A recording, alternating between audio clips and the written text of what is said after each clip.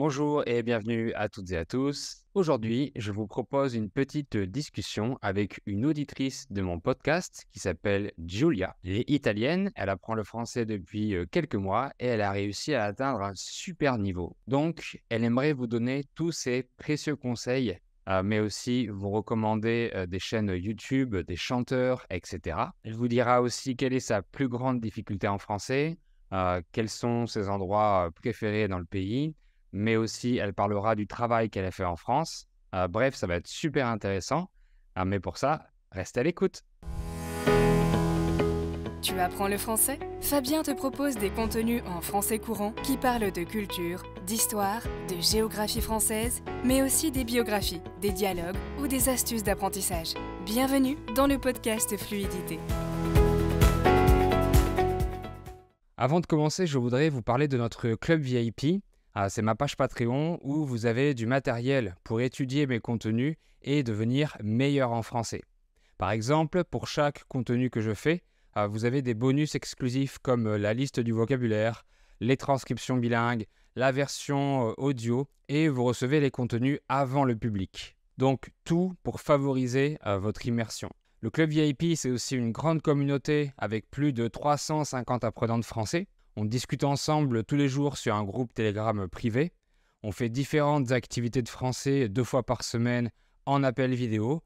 Donc vous pourrez aussi pratiquer votre français, trouver ou partager des ressources avec d'autres apprenants du monde entier et vous faire des amis.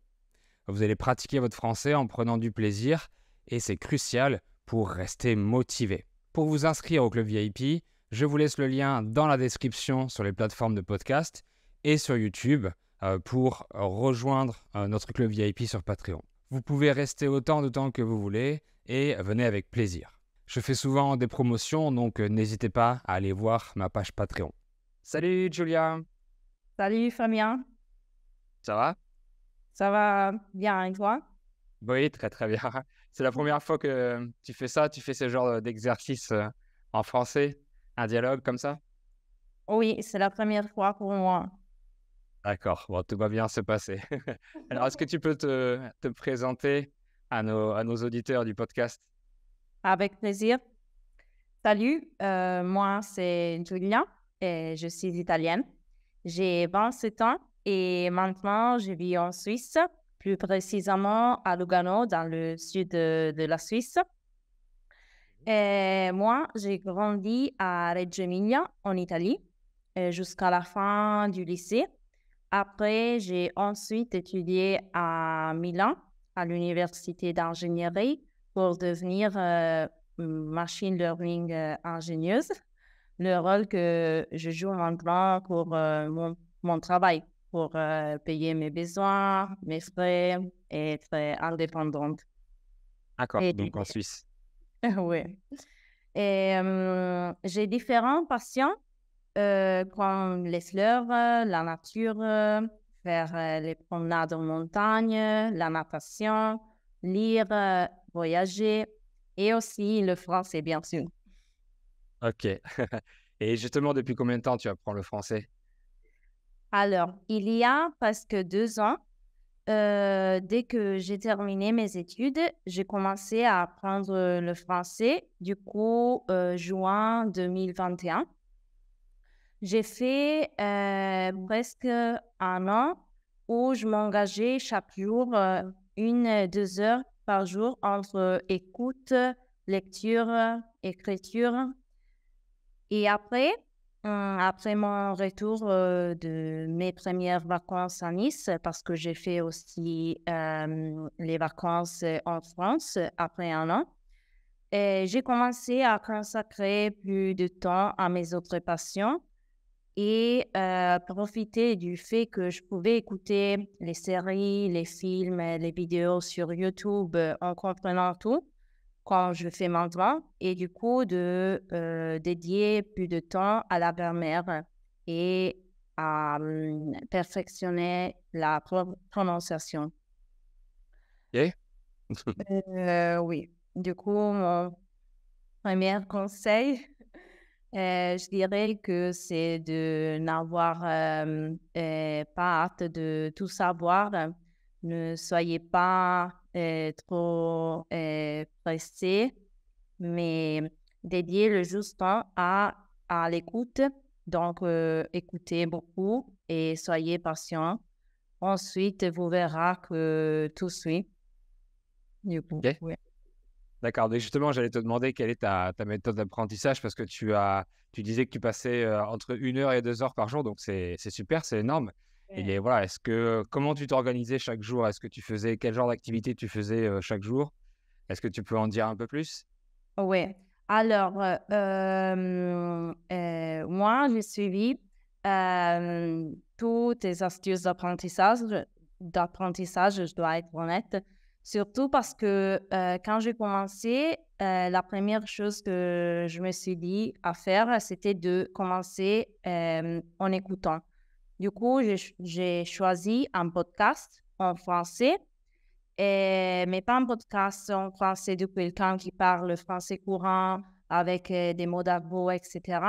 Mais de quelqu'un qui voulait expliquer le français pour le faire apprendre. Du coup, je suis tombée sur toi et je me suis trouvée très bien avec ton format, avec les sous-titres. Et surtout, j'avais aussi envie de découvrir la culture française et ça a été possible avec tes formats, tes épisodes, parce qu'il s'agisse de la France, de la géographie, d'histoire et culture française. Mmh. Et du coup, ça, c'était ma première. Et oui. Et donc, écouter des podcasts comme le tien. Et après, écouter la musique. Écouter la musique et lire le texte des chansons. Après, toujours dans le domaine d'écoute, j'ai commencé à regarder les séries télé et les films en français avec les sous-titres. Deuxième étape, c'était de lire des bouquins pour enfants avec l'audio. Donc, quelqu'un qui lisait. Et de cette façon, c'était possible pour moi de reconnaître bien les mots et aussi associer le juste son à les justes à les mots. L'écriture. Mmh. Ouais. Et troisième étape, c'était de commencer à écrire. Donc, je disais à tous mes amis français de m'écrire que en français et aussi de me corriger mes textes, mes messages sur WhatsApp, Telegram, etc. Ça m'a aidé beaucoup. Et aussi écrire les textes des chansons que j'écoutais pour la première fois. J'essayais avant de lire les textes. D'accord. Et la quatrième étape, c'était de parler. Donc, pour parler, j'ai décidé de aller en vacances en France. Soit l'été dernier, soit cet été, je suis allée en vacances en France pour exercer le français parlé, apprendre les mots d'argot et aussi le français soutenu. Oui. Avant ça, j'ai aussi introduit le fait de suivre des youtubeurs et youtubeuses français très connus pour apprendre les mots d'argot et aussi pour m'aider avant d'aller en France pour ne pas me sentir hors de propos au milieu des conversations avec Français une fois là-bas. Très bien. Mmh. Bonne astuce. Ouais. Et est-ce que tu as quelques youtubeurs, tu te souviens de quelques noms de youtubeurs connus? Alors, pour les gens, je dirais Léna Situation, Squeezie, Cyprien, Normand, bah, les plus connus, Normal. je pense. Les plus connus en France, oui, exactement, oui. C'est vrai, nous aussi, on les écoute, donc oui, tu as su écouter les youtubeurs qui font des vidéos qui sont faites pour les natifs. Et du coup, tu as appris beaucoup d'argot, beaucoup d'expressions argotiques, idiomatiques. Très bien pour ta compréhension. Et justement, quelle a été ou quelle est ta plus grosse difficulté en français? Quelque chose où tu t'es dit: «Mais c'est vraiment compliqué», c'est quoi? Alors, ma plus grosse, difficulté, c'est de reconnaître, le bon genre de mot. C'est-à-dire, savoir, si le mot est féminin ou masculin et donc, utiliser le bon adjectif et la bonne préposition. Voilà, c'est pas d'écouter quelques, programmes télé, sur la politique ou, d'apprendre, une, nouvelle prononciation, je sais pas, mais, je dirais que c'est ça et encore maintenant, je me trompe souvent.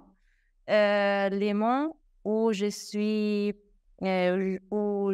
sûre et sur lesquels je ne me trompe plus sont les mots où je me trompais avant, dans le passé et lesquels mes amis français m'ont corrigé devant des autres personnes et donc dans ma tête, j'ai compris le genre car j'y ai associé la situation avec, la honte, devant les autres personnes et cetera et donc pour moi maintenant, c'est le genre pour ces mots, c'est bien fixé. Ah oui, j'ai compris, oui, parce que ça t'a fait un choc mental, donc tu Oui. t'es dit: «J'ai eu honte et maintenant je vais plus me tromper, je vais plus jamais me tromper pour les genres de tel ou tel mot». Mais effectivement, oui, c'est un bon moyen de mémoriser quelque chose, c'est d'avoir une émotion, forte, une émotion, un choc mental et ça fonctionne effectivement. Très bien. Oui, j'ai essayé de se balancer et après s'il y aura une faute, c'est pas un problème, c'est mieux de faire des erreurs, je pense. Pour moi, oui, c'était mieux. Oui, c'est mieux et c'est inévitable surtout. Ouais, Ouais. J'ai le même problème en italien avec les pluriels, c'est compliqué. Quand je parle italien, j'ai des problèmes pour, accorder les pluriels avec, les adjectifs, les noms et cetera, l'article, c'est compliqué effectivement, c'est jamais simple. On pense que c'est facile, mais c'est jamais simple. non. Ouais, effectivement. OK et justement, est-ce que tu as des chanteurs à conseiller? Parce que tu parlais de youtubeurs, tu dis que tu écoutais aussi la musique. Est-ce que tu veux conseiller, quelques artistes? Oui, bien sûr. Alors, je conseillerais, Louane, Big Flo et Oli, Thérapie Taxi, Angèle. Chanteurs modernes. Oui, oui. Oui, d'accord, bah, je mettrai les liens dans la description de ces différents, artistes. Je mettrai les liens Spotify, des artistes, comme ça les gens pourront écouter, de la musique effectivement assez moderne. Tu disais que tu étais allé en France et où est-ce que tu es allé et quels sont tes endroits, préférés en France? Alors, moi, je viens visiter la France. Je suis allée, j'ai visité Bordeaux, Nantes, Rennes, Paris, Lyon, Antibes, Nice, Avignon, Cannes, vraiment quasiment toute la France. Ah, Ma ville OK. préférée est Lyon et j'ai aussi visité des petites villes de la France dans les Alpes pendant l'hiver. Mais ma ville préférée est Lyon pour la gastronomie, pour les bâtiments culturels, le centre-ville très vivant et animé, et aussi le bon compromis entre grande ville, et petite ville de campagne, culture française, je sais pas, mais c'est ma préférée.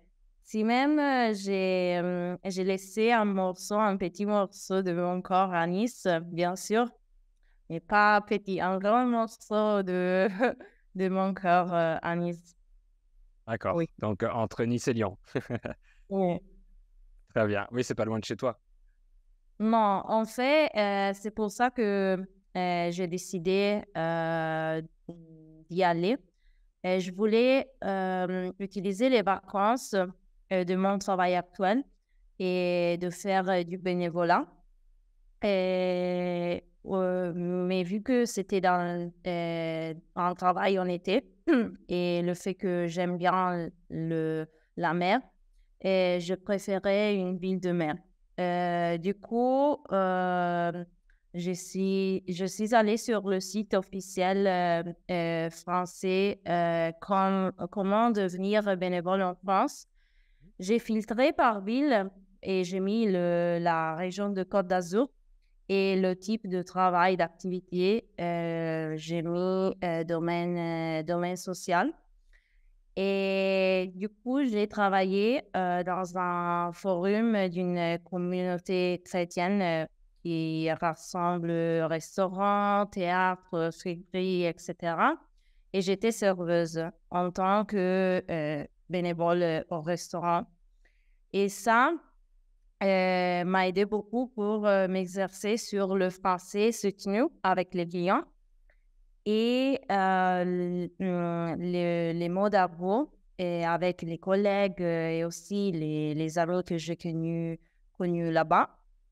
Et du coup, ça m'a aidé vraiment beaucoup. Mais la ville, Nice, je pense que c'est vraiment très belle avec la mer et tous les paysages, la montagne derrière et aussi des endroits chacun vraiment très, très beau.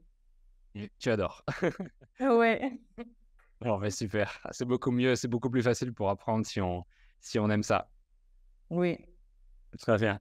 Parfait. Et tu vas nous parler d'une dernière chose qui est vraiment super. Euh, Bravo pour ça. Parce que, en fait, tu as créé un podcast en français.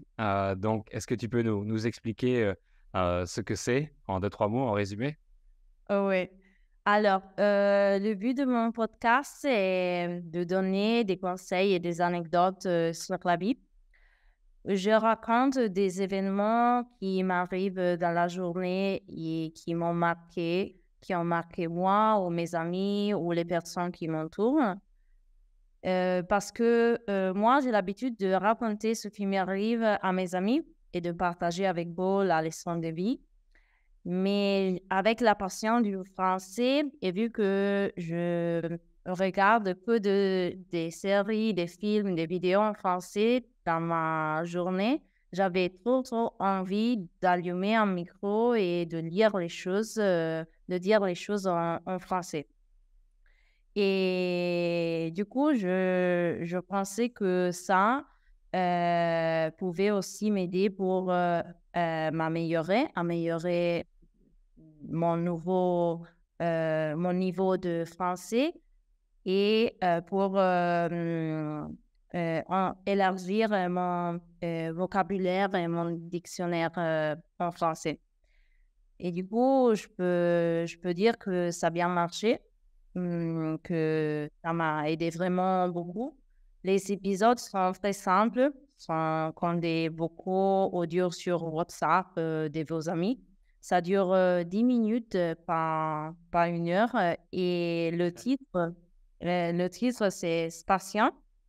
Et du coup, le mot patient au milieu.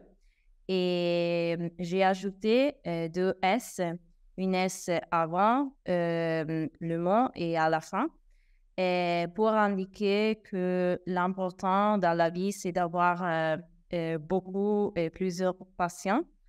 Et le français, c'est ma passion, du coup, le mot patient au milieu, dans le centre. Ok. Excellent. Oui, c'est une très bonne idée. C'est un très bon moyen pour t'améliorer, c'est sûr et certain, parce que tu dois chercher beaucoup de vocabulaire. C'est un très bon moyen pour pratiquer, effectivement. L'important, c'est que tu te fasses plaisir quand tu le fasses. Voilà, que ça te fasse plaisir. Et ça fonctionne évidemment, donc c'est super. Je mettrai le lien dans la description pour que tout le monde aille voir. Merci Voilà, beaucoup. pour te féliciter. En tout cas, c'est vrai que tu as donné pas mal de Merci. petits conseils pour mélanger un petit peu les activités. Ça se voit que tu mélanges les activités, tu as travaillé en français, tu écoutes, tu regardes des choses sur YouTube, du français très argotique, du français très soutenu, beaucoup de vocabulaire, beaucoup de thèmes, de sujets différents pour avoir un large vocabulaire. Donc, c'est comme ça en fait qu'il faut faire, c'est la diversité, faire plusieurs activités dans plusieurs domaines, sur plusieurs thèmes. Et comme ça, on a un français qui est très complet et c'est le cas pour toi, en fait. Et pour terminer, est-ce que tu as, des conseils à donner aux apprenants, à ceux qui nous écoutent? Oui, bien sûr. Euh, alors, mon premier conseil, c'est de ne faire jamais confiance à votre langue maternelle. Ne pensez jamais dans votre langue maternelle lorsque vous parlez dans une autre langue. Le corps, le cerveau, la tête et la bouche doivent être tous alignés. Oui. Et un deuxième conseil, c'est de suivre toujours votre passion, votre objectif, de lutter pour les atteindre et surtout, balancez-vous parce que je pense qu'en général, grosso modo, ça vaut le coup, ça vaut la peine d'essayer. Euh, En tout cas, ça sera une nouvelle leçon de vie. Donc, n'ayez pas peur de faire des erreurs et ce sont nécessaires, comme tu viens de dire. Euh, et, euh, et c'est ça, je dirais ça. OK, bah, très, très bien. Bah, ce seront les mots de la fin. Félicitations pour ton super niveau en français. Franchement, c'est épatant. En 2 ans, c'est vraiment génial. Merci beaucoup. Très bien. Je mettrai le lien donc de ton podcast, dans, les descriptions, la description sur YouTube, et sur Spotify et encore, bravo pour cet exercice avec moi, cette discussion. C'est pas facile du tout et tu t'es, très bien débrouillée. Bravo Julia. Et merci à toi, merci beaucoup. Merci beaucoup de m'avoir invité et je dirais aussi bonne chance à tout le monde dans votre apprentissage du français. Très bien, bah, c'est gentil. Merci beaucoup. Merci. Salut. Salut.